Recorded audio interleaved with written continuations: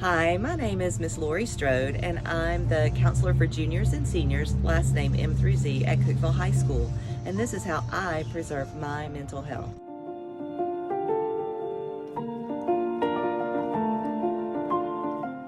To me, I try to look at all aspects of mental health. A lot of people, when they're talking about mental health, they think about depression. I feel like personally I have struggled some with depression throughout my life, but more than depression, I struggle with feeling overwhelmed and anxious. Um, and when I do that, it causes me to be very non-productive. I procrastinate, I can't get things done, and that leads to a lot of negative self-talk. I doubt myself, and it just kind of snowballs into a bad situation. And not addressing it actually feeds the anxiety that I'm feeling. So I've had to come to learn how to create some strategies for myself when I see that pattern starting. So one of the things I do at home, I'll set a timer for myself. And these are strategies that I've given students in the past when I was a teacher who seemed overwhelmed with their work. We would set a timer and you work for 10 minutes. When the timer goes off, you take a breather, you take a break, you can get up and walk around, you can do something you like for a few minutes. But I also set a timer for the break because it can sometimes go on too long. But sometimes I find when I set the timer, I'm still at such a good place in accomplishing the task that I keep moving until it's done. I also will remind myself that most of the things that we have to do really don't take that long. But when I can't convince myself of that, I will definitely set my timer and get it taken care of and break it down into more manageable tasks.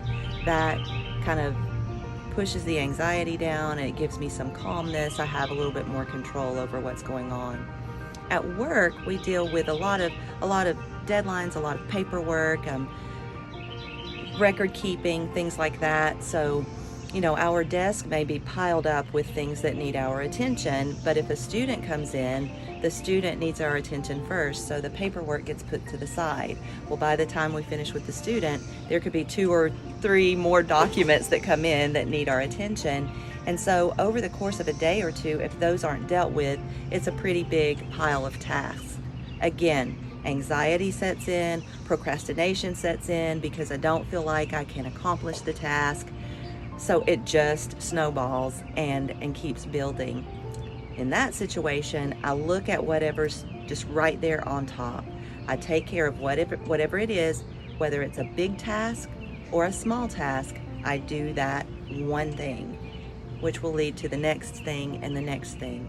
Again, it kind of pushes away the negative self-talk. I'm feeling a sense of accomplishment, which brings on some positive self-talk. Okay, you did that, you got that, now let's move on to this.